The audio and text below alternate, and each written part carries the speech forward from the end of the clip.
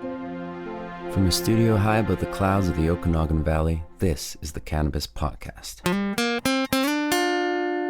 Exploring the world of Canadian cannabis culture, one toke at a time. Now, here's your host and bud tender, Gary Johnston. Welcome back once more to the Cannabis Podcast. If this is your first time, well, let me give you an exceptionally warm welcome. I hope you're interested in information about cannabis, because I suspect that's what we're going to be focusing on for the next 30, 40 minutes or so. Let me remind you that this program is intended only for those 19 or older in your jurisdiction, and is intended purely for entertainment purposes. You should always consume your cannabis responsibly. This episode, we talk with Alvaro Torres from Colombia, and he tells us about a whole lot better way to do medical cannabis. That's a really interesting interview. I think you're going to enjoy that. We also continue our exploration of recreational cannabis on Cultivar Corner, the Green Organic Dutchman Sugar Bush, an organic treat coming up. Apparently, there is an abundance of homegrown weed being given away. Clearly, I'm not running in the proper circles. All of that and more on episode 98 of the Cannabis Podcast. And so, as always, I have prepared myself appropriately for another episode of the Cannabis Podcast. What am I smoking today in preparation? This is actually a combination. I created my own cultivar. I put together some highly Dutch Amsterdam sativa, put a little of that together with some tabletop purple punch, and created my own. So that's what my inspiration for today is. And the other thing I've started doing, and this is probably, the third or fourth episode where this has happened, I need something to drink while I'm doing the podcast, right? So, seems only appropriate that perhaps I choose a cannabis beverage, even though, if you've listened to the podcast at all, you know that edibles have not had a tradition of having a great effect on me. Unfortunately, that seems to apply to the drinks as well with the smaller cannabinoids. I was hoping they would have a better impact for me in terms of getting a buzz. They don't, however. A beverage I have been enjoying in preparation of each episode, as I say for the last few times, has been from Keef. Keef Classics, and it's their Bubba Kush Classic Soda. And I like a good root beer. And this, that's a really good root beer. Now, it's 10 milligrams of THC, so in theory, it should also give me a bit of a buzz, in theory. In reality, it really hasn't, but it is a really good root beer. My wife often jokes that there is cheaper root beer out there, But that's not the point. I really enjoy the taste of it, and I'm hoping that at some point it is going to give me a buzz, just maybe with the collective approach of it. So before we dive into the stories today, a little bit of potpourri. Did you realize in the introduction I said that this is episode 98? Well, that means that we're 2 episodes away from episode 100. Back on December 1st of 2018, which was when the first episode of the Cannabis Podcast aired or was published, I had no idea how long it was going to go, how many episodes they were going to be, and how big the audience was going to grow. I have to say thank you so much for being here. I'm really happy that you are here along for the ride. The growth has been probably more than I had hoped for. Fantastic. Let's hope it continues. I'm hoping it grows bigger and bigger. But, okay, now see, I just had a cannabis moment because I forgot the point that I was going to make in relation to back when I first started the Cannabis Podcast. It's going to come back to me. I know it is. And part of the purpose, as I said, part of the purpose of this podcast is for entertainment purposes. And I've now presented an opportunity for you to be entertained by the fact that I've had a cannabis moment and forgot the train of thought where I was heading down. I'm still on the track. I'm not going to give it up. What was I talking about? And that's the beauty of being able to review what you've recorded. Because as it turns out, no, I didn't forget the point. I didn't fall off the track. There was really no other point that I was trying to make. I was just referencing the fact that I had started the Cannabis podcast over 3 years ago, December 1st, 2018, and had no idea how large it was going to be, whether there was going to be 6 of you or whether there was going to be a few hundred of you. Who knew? But I'm so glad we're here. And what I'm looking for is if you have any ideas, anything you'd like to hear on episode 100. Maybe there's a story that you think that I should cover or talk about. Maybe there's an interview or something that happened in the last 97 episodes that you'd like to hear again. All of that is possible. Send your suggestions to info@cannabispodcast.com, or of course you can contact me on Instagram or Twitter @CannabisPodcast. On Facebook, remember, it's Weed Podcast. They just have to be different. I'm looking forward to your suggestions as we get ready to celebrate 100 episodes. From a studio high above the clouds of the Okanagan Valley, this is the Cannabis Podcast. One of the things we've talked about a lot regarding the Canadian cannabis world is the cannabis excise tax. We've talked about whether or not it should be there because it's killing small producers, and apparently it's not doing much good for the large producers either. This is a story from mjbizdaily.com written by Matt Lamers. Canadian cannabis excise debt soars. Unpaid federal excise duty is piling up in Canada's cannabis industry, with excise debt more than tripling to $52.4 million as of March 2022, up sharply from $16 million owed in March 2021. That suggests at least 20% of all federally regulated companies owe the Federal Revenue Agency money. The latest sign that excise duty burdens are weighing on already struggling cannabis producers, industry officials say. They cite falling marijuana prices and fierce competition as among the factors making it difficult for producers to pay their excise duties, which are levied on a variety of cannabis products, and to pay them in a timely manner. The cannabis industry is making a choice, whether to pay its taxes or to keep the lights on. Dan Sutton, CEO of British Columbia-based cannabis producer Tantalus Labs, told MJ Biz Daily, Canada's excise duty imposed on producers' dried cannabis is either $1 per gram or 10% of the value of the gram, whichever is greater. Different excise rules apply to various cannabis derivatives and other products such as edibles. MJ Biz Daily asked the Canada Revenue Agency for the amount of cannabis excise duty in arrears for each of the past 4 fiscal years, the number of cannabis companies with overdue bills, and a breakdown of that data by province. In total, 254 individual cannabis businesses racked up $73 million in excise debt from March 2019 through March 2022. However, of that total, roughly $52.4 million remains outstanding. As of March 31st, approximately 96% of the outstanding debt was from assessments in the past year. The vast majority of outstanding amounts that enter the collections program are resolved within 1 year, the CRA said in response to MJ Biz Daily queries. Industry sources say the overdue taxes stem from a number of factors, combining to weaken the financial footing of many businesses, including severe price compression over the past 2 years has limited many companies' ability to pay bills on time. Heavy competition, as the number of federal cannabis licensees went from 342 in April 2020 to 634 in 2021 and 856 as of last week.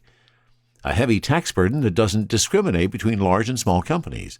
The CRA calls those debts undisputed, meaning none of the businesses lodged an appeal with the federal tax agency. The number of cannabis producers with overdue excise tax duty has skyrocketed, as production licenses issued by the federal government surged 150% over the past 2 years, and more companies suffered financial setbacks. So it seems that the excise tax is not only problematic in its application, it appears to be a little problematic in getting its payments made. I get many requests for interviews on the Cannabis Podcast, and every time I get a request, I put a distinct focus on that. Would this be of interest to the market, which is, from my perspective, primarily interested in the Canadian legal cannabis market since legalization occurred? And if it doesn't quite meet that criteria, I'll send a message back and say, listen, love to have the conversation when you're in the Canadian market. Give me a contact back and we'll carry on from there. And one recent request that I resisted for a while was from Brittany, who's a publicist with the Rose Group. And I have to congratulate Brittany on her persistence.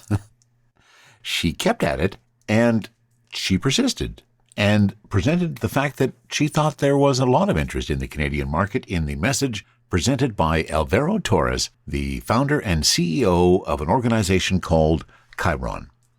So let me give you the background on Chiron.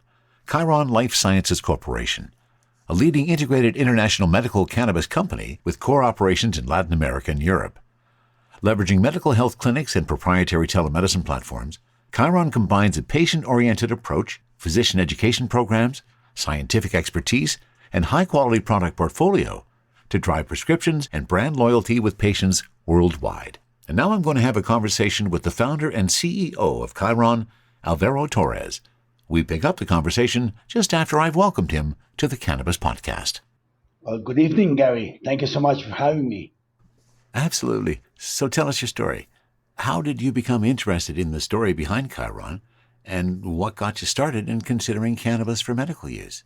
I'm going to try to make it as short as I can, but um, I'm an engineer by trade. I went to school in the United States to study industrial engineering, and all my life I've been doing engineering work.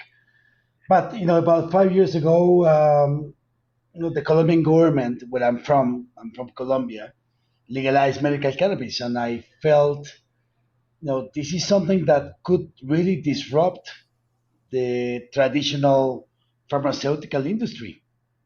And why not give it a chance to come up with something that can actually change the quality of life of patients? At one point in our lives, Gary, we will all be patients of things that are related to cannabis. So that's why I founded the company. And I named the company Chiron because that was the centaur that taught Hercules medicine in all Greek mythology. And I wanted to do something that is going to improve the quality of life of people. That was 5 years ago, yes. And today we are the top selling brand in Colombia and Latin America, the top selling brand in the UK, and it's a very exciting journey that we have ahead of us. And it's very happy that we were able to think about building that type of company 5 years ago. So give me a sense of what that means, Alvaro. What kind of infrastructure have you built in the last 5 years that have allowed you to accomplish that? Well, when we talk about medical cannabis outside of North America, we're talking about a very medical industry. And you're talking about how do we convince doctors and physicians about changing the last 100 years of education they've had. And so what we did is, we're gonna do this through our own clinic network, so we can build the data, build the evidence, show the evidence to doctors, and start convincing doctors, insurance companies, and the governments to get medical cannabis as important as we've done with opiates and things like that when it comes to pain management. So that's really how we started almost 4 years ago. It's how do we own the demand? How do we show doctors that this is a real medication? That this is not a fad or a trend. That this is really going to happen over the next 100 years, and luckily we've been able to do that. Well, of course, not luckily, but thankfully because we have a very you know good approach of how do we convince doctors to be able to prescribe it. Yeah, it probably wasn't luck. Probably a good plan and execution, perhaps. Yeah, there's certainly luck. We could have used a lot more luck, particularly last 2 years. Yeah, we could all use a little more luck. And you're absolutely right. We're all going to face that point where we have a condition that medical cannabis will assist. I've reached that point myself.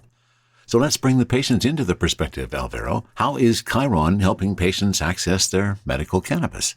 Well, when I founded the company, I wrote seven different principles of how we would want to run our company. The number one is that we are here to improve the quality of life of patients. That's my number one principle for the company. And quality of life means a variety of things, but it's not only for the family, but for the patient, but it's also for the family, for the caretaker. We are all going to be patients at one point in our lives, all of us. Why would we be subjected to taking the same medication that we all know is gonna destroy our lives and destroy our health when we can have a natural medication that can be as even cheaper, but also give us a better health perspective in the future. And that's really what I figured out when we founded the company. Why don't we think about something like that? And that's what medical cannabis is all about. These are real medication. This is not a fad. This is not a trend. This is going to continue to happen in the rest of our lives. And thankfully, we've been able to convince patients and doctors because we are able to build a lot of data around the efficacy and the efficiency of cannabis. And this is what driving more doctors to say, hey, you know what? I don't want to prescribe more buprenorphine patches. I can prescribe cannabis. And this is something that's really exciting because that's the future of medicine.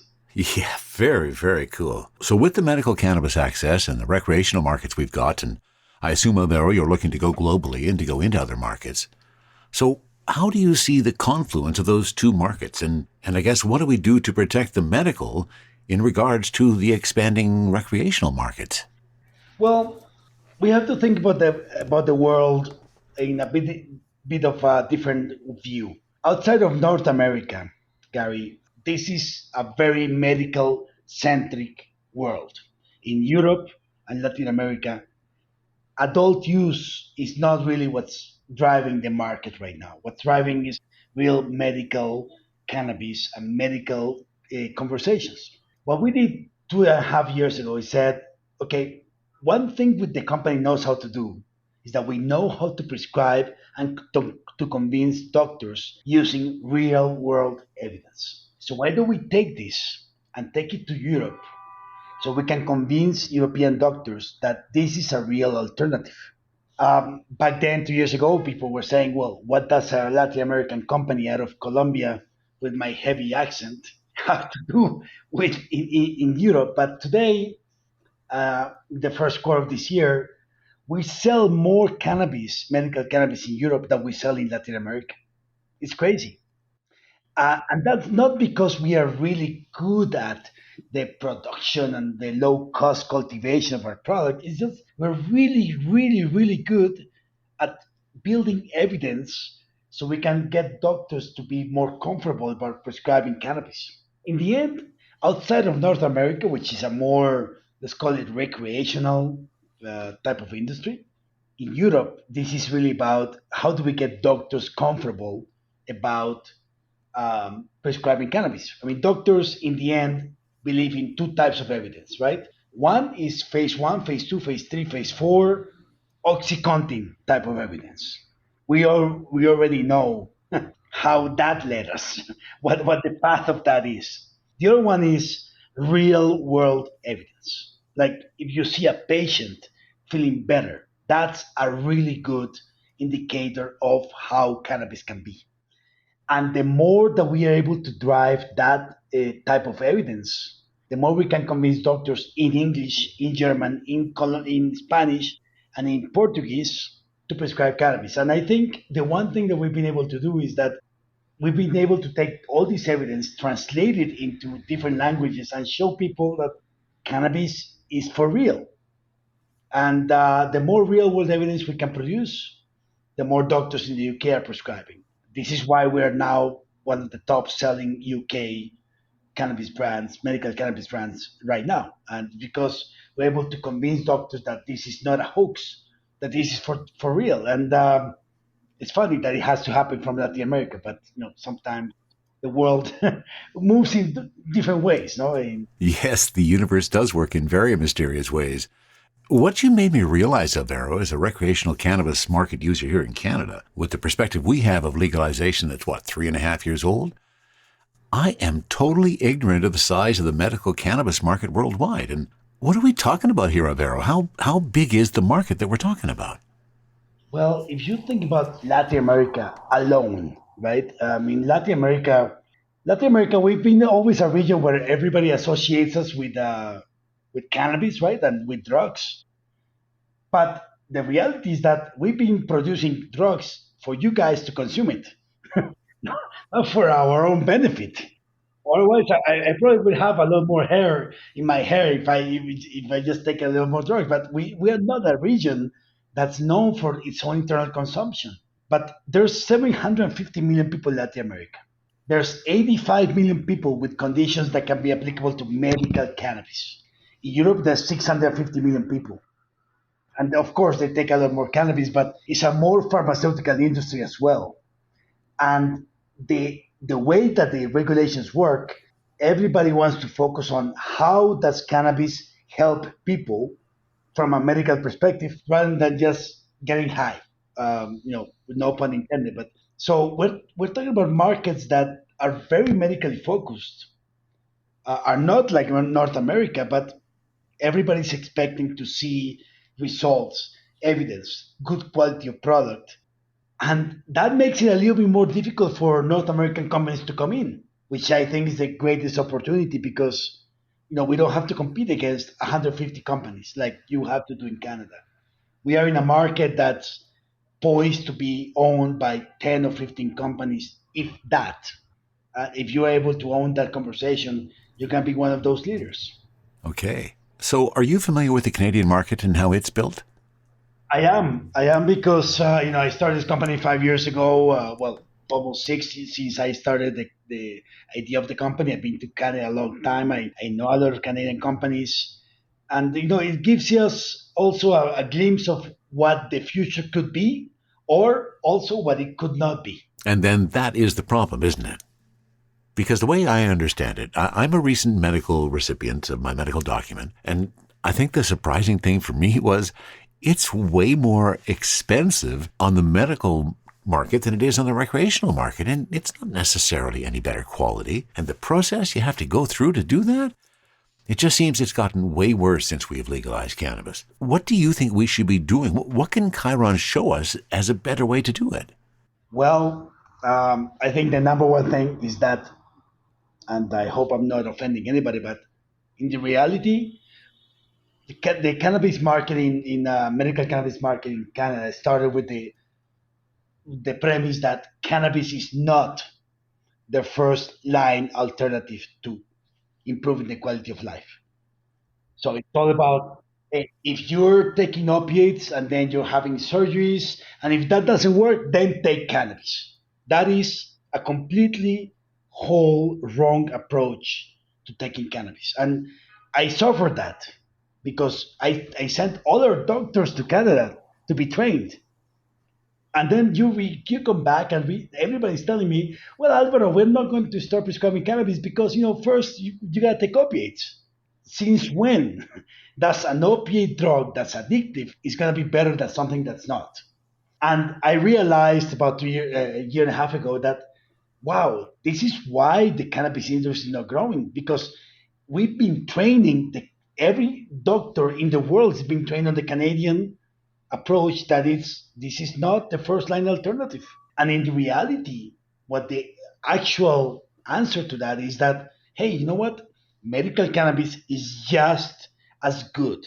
It's not better or worse. It's just this is a first line alternative as well. And the one thing that we've been able to do in our market, which is still is growing, is that we've been able to collect the evidence to show doctors, hey, why does a patient have to take 1,000 patches of buprenorphine versus taking 30 milligrams per milliliter of THC a month? And that has made our company grow so much because doctors start to see this evidence, and you realize the one thing that is wrong with this industry is that we've let our fears regarding cannabis to rule the way that doctors should be prescribing. And I'm very open about that. And of course, it doesn't make a lot of friends, but we see the results. We are taking people off opiates into cannabis. We're being able to get the government of Colombia to cover medical cannabis as a insured medication It makes no sense that a patient should be hooked on morphine, buprenorphine, pregabalin, because doctors are still afraid of prescribing cannabis because we've been educating them that, hey, you know what? This is their third line alternative. This is not a third line alternative. This is as good or as better as what you've been thinking that you should use to cure your patients. And I think that's the main reason why this industry, in medical sense, has taken so much time to really build up.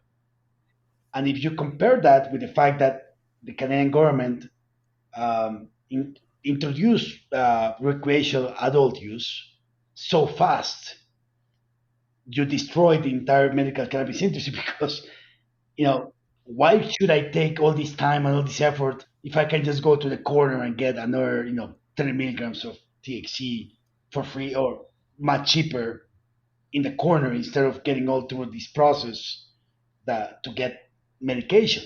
What we did in Colombia and what Chiron did in Colombia is that we convinced the government to cover it. Hey, you know what? This is good for people's health. This is much less expensive than taking buprenorphine. So cover it, make it free. It makes no sense that patients are taking pregabalin and morphine and buprenorphine for free, where cannabis you have to pay out of pocket.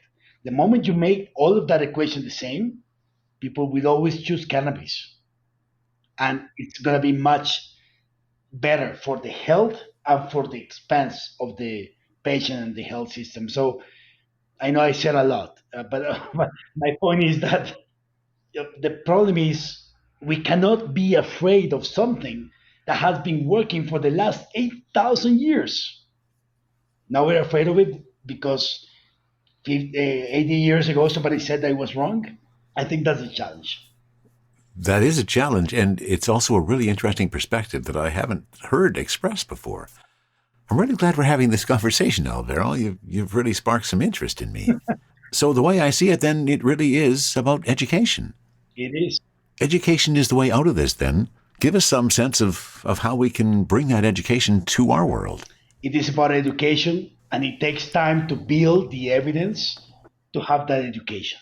But I'll give you an example. When I started this company 5 years ago, we started selling only 2 years ago. Only out of all the doctors, we had 100 units being sold in a month.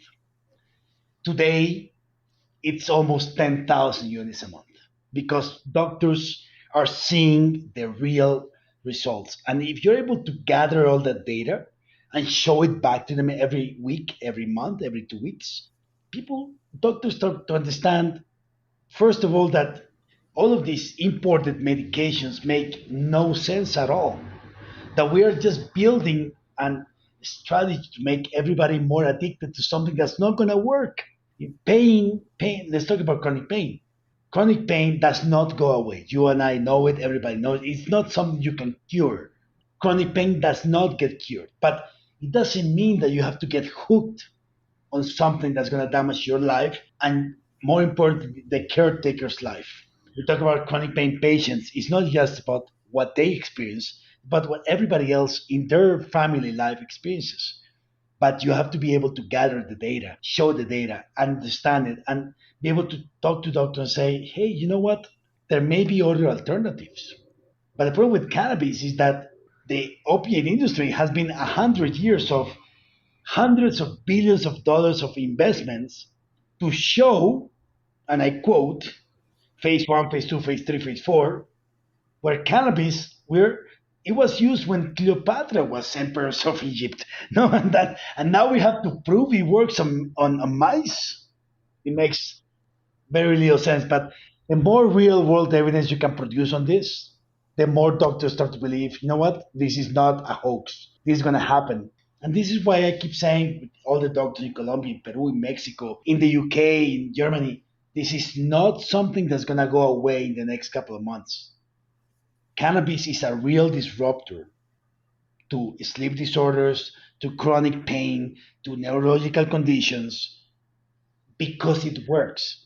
And there's not many companies like us doing this work, but we can show this evidence and we can show this data, and more doctors will get online, because nobody wants to have addicted patients. No, no, of course they don't. And are you planning to move into the Canadian market?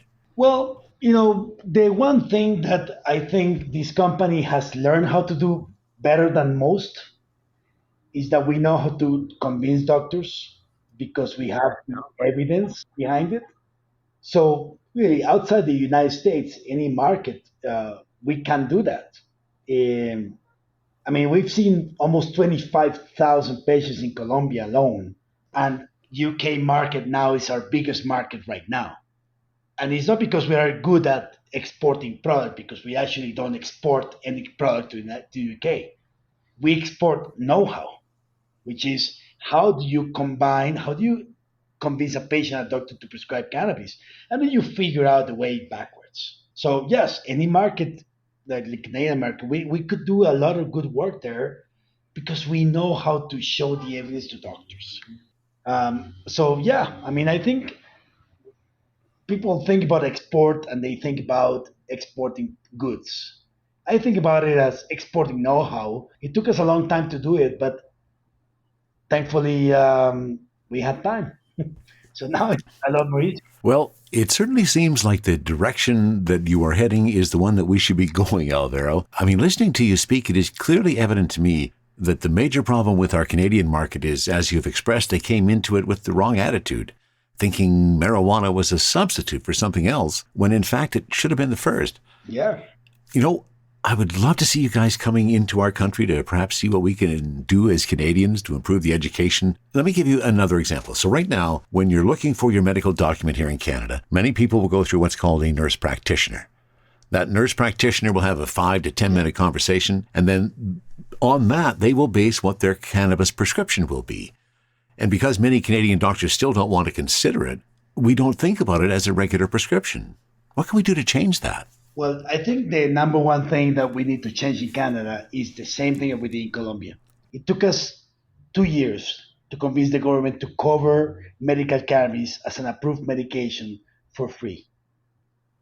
And unless that happens in Canada, medical cannabis is not gonna be an important industry, because if it takes you 30 minutes more to go to your doctor than going to the corner and just getting a THC gummy, that's not going to really build an industry. I think the one thing that we need to do in Canada is to start showing evidence and show them the pharmacoeconomic benefits of cannabis. 2 years ago, when I started here when we started business here, the one question we always had is, can Colombians afford it, right? And I said back then, it doesn't matter if they can afford it for the first year. What matters is how much savings and how much health benefits we can produce. And after doing all this for 2 years, we can show, hey, we can save the government of Colombia, in that case, 40% of your annual cost for treating pain with a much better health benefit for the patient. So the real key to Canada market is really to be able to go to the insurance companies and to the big corporations, say you're wasting your money. And I think if that's the conversation, that's where medical cannabis can become a real force. Because as much as everybody would like to get some THC in their system, there's nothing better than getting it for free. But to get it for free, you need to have a whole system that works for it. And so I think the opportunity for the Canadian market is really to show the evidence, have those clinics, have the data, and you can say, like, why are you wasting your money as a system, as overall, to particularly in Canada, which you have a overall health system like in Colombia, spend your money on buprenorphine patches or pregabalin shots when you can just prescribe cannabis and reduce your expenditure by 30-40%. Well, it has been a fascinating story, Alvaro. Thank you so much for sharing it, and we'll leave it there. Your story of Chiron has really intrigued me, and I hope we can bring some of your intelligent approach to the Canadian market. Do you have any final words? Well, no, I think the world is gonna be heading to the medical cannabis conversation. It's really all about evidence and data and brand loyalty. And in the end, brands are built because you're able to have repeat customers. The more repeat customers you have, that's what builds a brand. But outside of Canada and North America, Europe and Latin America are gonna be the next big markets. Whoever is able to own that demand is going to be a clear market leader. And that's what we've been aiming to do since we started the company. Well, congratulations on what you've accomplished so far, Alvaro. Thanks for being on the Cannabis Podcast. Thank you, Gary. Thank you so much. Thank you so much for your time. THC, CBD, terpene profiles, what's in me? Oh, please explain to me. Cultivar Corner, Cultivar Corner, oh yeah. Cultivar Corner, please explain this stuff to me. On Cultivar Corner today, we are doing some organic. The Green Organic Dutchman, in fact, is what we're doing. Lovely little glass jar, kind of a green tint to it, but really an interesting design because I don't know if you can see. Yeah, you can see there. There's a bit of an angle on the glass. So when you lay that down on your table, like I'm doing here, imagine my hand is a table, it kind of tilts nicely so you can reach in there very easily and pull out the beautiful buds. So that's a very interesting change or variant on the glass jars. More importantly, what's inside our glass jar. This is some pretty sweet looking weed. Beautiful, beautiful flowers. Took a picture of that, as you'll see when I post that right beside me here. Lots and lots of beauty in these flowers. Let me get to the details for organic sugar bush. So this is certified organically grown in living soil. This trichome-covered high-THC sativa gets its sugar bush name from the maple tree forest in Quebec. That is the source of maple syrup that's used to nurture the soil it grows in. Well, that's pretty cool. Now I understand why it's called sugar bush. The end result, a strain that is full-bodied, full of aroma, bringing with it a fruity, skunky scent that is reminiscent of ripe melon and passion fruit. Well, let's examine that. There's a bit of fruitiness in there. Again, I'm not getting any skunk. All these cannabis companies talking about skunk, and I'm just not seeing that skunk or feeling that skunk like we used to get. The strain has bright green leaves, tiny peach pistils, and buds that are soft and sticky to the touch. Well, see, we always challenge those when they say that things are sticky. Put that down and... Okay, there's a bit of stick. Pick that up. How far can I get it up before you see it? No, I dropped it on the floor. I'll pick it up later. Don't worry about it. Cannabis never goes to waste in this studio. But a bit of stick. So not really, really sticky like some of the stuff we've had. I think we've already only had maybe 2 or 3 strains that have been truly sticky where I could hold something on my finger like that and it would hang there for a while. So challenge them on that. Perhaps not as sticky as we would think it is. The generic parents of this one are Ice Queen and Blue Heron. Your dominant terpenes and 2.9% terpenes is what we have in the package. Doesn't say that on the label. Does it? No, it doesn't. Yes, it does. Terpenes actually on this guy are 3.3%. Beta-myrcene, limonene, and farnesene, which is different than what it shows on the web. On the web, it says beta-myrcene, limonene, transcaryophyllene, and linalool. In the jar, it says beta-myrcene, limonene, and farnesene. Now, farnesene I often find has some of those fruity notes, so that could be where the fruitiness is coming from.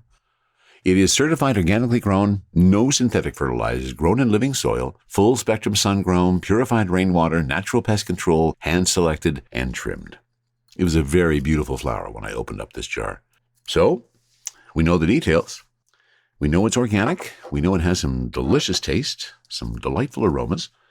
And I suspect it's time we now gave it a try. I've got my vaporizer ready. I've got my joint ready. It is time to try T-God, the Green Organic Dutchman Organic Sugar Bush.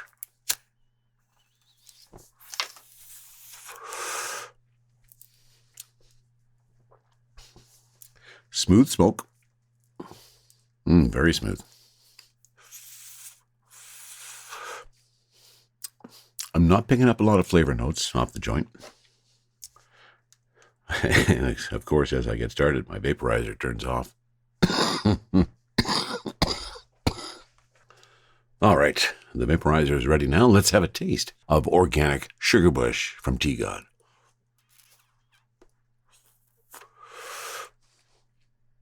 Oh, there they are.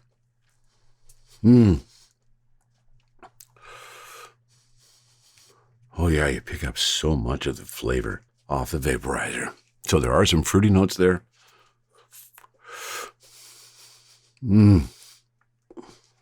Just delicious. Just absolutely delicious. Now, this is a sativa. We've done an awful lot of indicas on Cultivar Corner, and it's kind of an indication of where the market is, because there is a predominant amount of indica, or what we call indica-leaning flower, and that becoming a bit bigger of a debate as well. There's more challenge to the terms sativa, indica, and hybrid, when we all know that it's really the terpenes inside of the particular weed you're smoking that are going to give you the buzz that you're looking for. So we're trying to get away from calling things sativa, hybrid, and indica. But when people come into the store, they ask for sativa, hybrid, and indica. So it's hard to completely get away from it. And I'm recording this Cultivar Corner on an off week when I do not have the podcast to produce. So on these particular days, I'm looking for just a really nice buzz. Got some stuff going on. Probably going to go golfing later this afternoon. Oh, it just tastes so good through the vaporizer. And here comes the happy eyes. I love it when they arrive. But apparently I haven't been giving enough attention to my joint. It's gone out on me. So we'll fire it back up again. And as I say, the euphoria is starting to overtake me. I'm getting some happy eyes. Getting a little bit of rush. This is going to be a fun Saturday. So there's more and more organic options out there. I checked back to make sure. We have not done Tea God before on the Cannabis podcast. So this is the first at the Green Organic Dutchman and some of their weed. Now, did I actually get you the THC on this one? I didn't. So the THC is sitting at 25.7. And in these days, that's becoming kind of like a norm. I still can't believe how fast and how high the THC values continue to rise. Oh, this is a really nice high. Really nice buzz right now. Definitely got the happy eyes.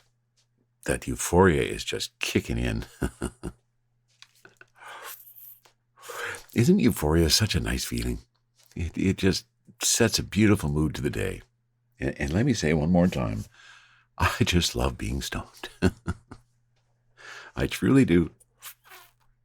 And I truly enjoy sharing it with you too. Because this is a lot of fun, sharing a new weed and seeing what the experience is. And hoping you'll be able to duplicate it. Well, the end result of this one, I think, is we've got another winner. Tea God, the Green Organic Dutchman. They're really cool little green glass jars. Some pretty weed inside of that. Some beautiful aromas, some beautiful flavors, and definitely some wonderful kick. Tea God, thank you for organic sugar bush.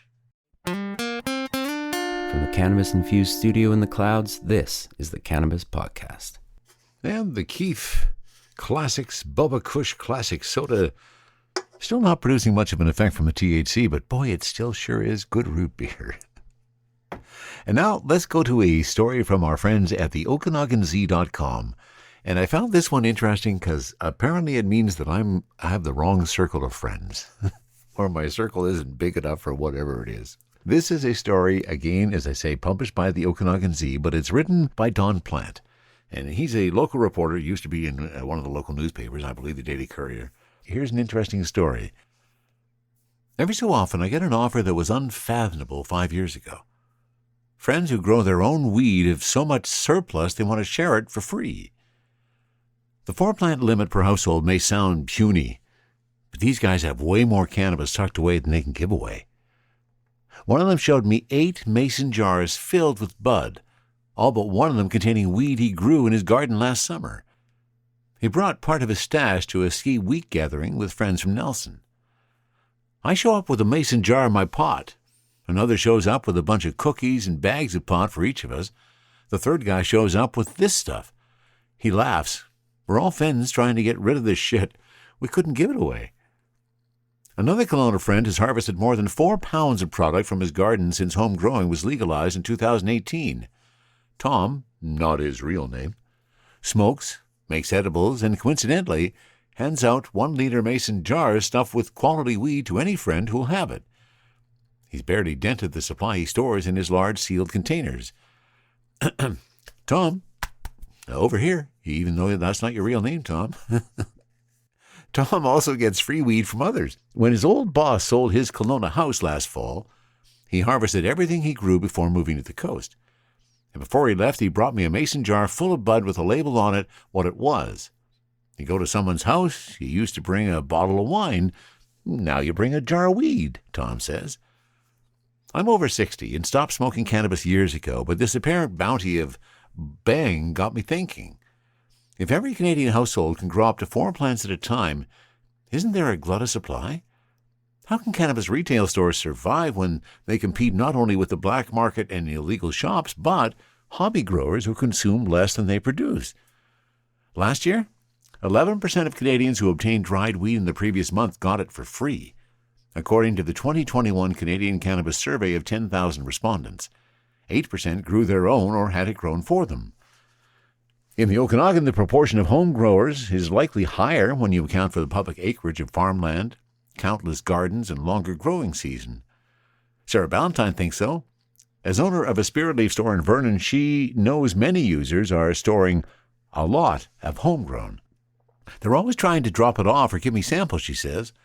I do think it's part of that older demographic that's been used to growing all these years. But the new generation of cannabis consumers are coming directly to the store. A lot of them live in apartments or they're renting, so there's no way they're able to grow it. For Okanagan retailers, making a profit remains a challenge.